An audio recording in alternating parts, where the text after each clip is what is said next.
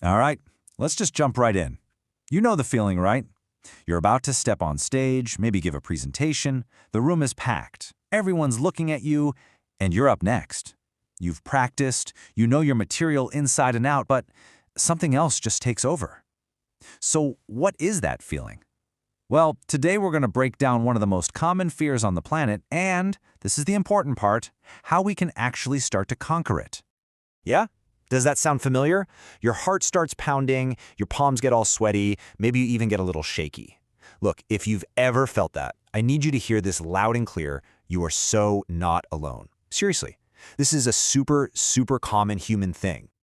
You know, this feeling is so widespread, it actually has a technical name for it, glossophobia. And it's really important to get this. We're not just talking about getting a few butterflies in your stomach. No, this is defined as a really intense and sometimes irrational fear.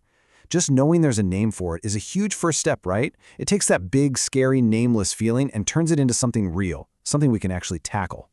So that's the big question, isn't it? Where does all this anxiety actually come from? I mean, why do so many of us feel this way? Let's dig into the roots of it and see what's really triggering this stuff.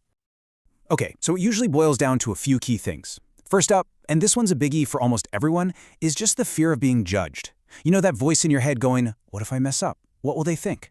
Then there's the past. Maybe you had a bad experience in school giving a presentation that just stuck with you. That stuff can leave a real mark. And of course, it can also be linked to just general low self-confidence or social anxiety. The main point here is, this fear doesn't just pop up out of thin air. It has real roots. So knowing the why is super helpful. But what about the what? What does this fear actually feel like in our bodies? And more importantly, how does it end up affecting our day-to-day lives? This is where you see this huge split, right? On one side, you've got the internal stuff. What's going on inside your head and body? We're talking extreme nervousness, the shakes, the sweating, your heart feeling like it's going to beat out of your chest, and that overwhelming urge to just run and hide. But all that internal chaos, it has very real external consequences.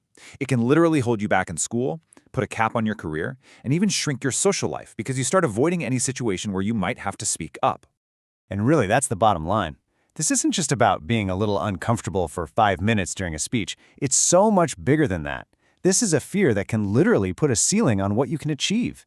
Think about it. It's about the opportunities you miss, the connections you don't make, the great ideas that never get shared, and that's why figuring out how to move past it is just so incredibly important. Okay, I know what you might be thinking. We've defined it, we've looked at the causes, the effects. It can all sound pretty heavy. But here's where we turn a corner. Here's the really good news. This is not a permanent thing. It's not who you are. There's absolutely a path forward, a path to feeling confident. And that journey forward is actually pretty structured. Think of it like a 3-step process. First, you've got things like therapy. Cognitive behavioral therapy, or CBT, is a big one that helps you change how you think about speaking. And you pair that with slowly, gradually putting yourself in those situations. Step 2 is all about skills. It's about building a practical toolkit so you actually feel more capable and confident. And then Step 3 is about the here and now, learning relaxation techniques to manage that anxiety when it hits you in the moment. It's a whole package deal, and it's an approach that really works. And if there's one thing you take away from all this, let it be this. This fear is not a life sentence, not even close. It's something you can manage, and for so many people, it's something you can totally overcome. Yeah, it takes work, it takes practice, and sometimes it takes a little support. But it is 100% possible to get past this and finally let your voice be heard. So I'm going to leave you with a question to chew on.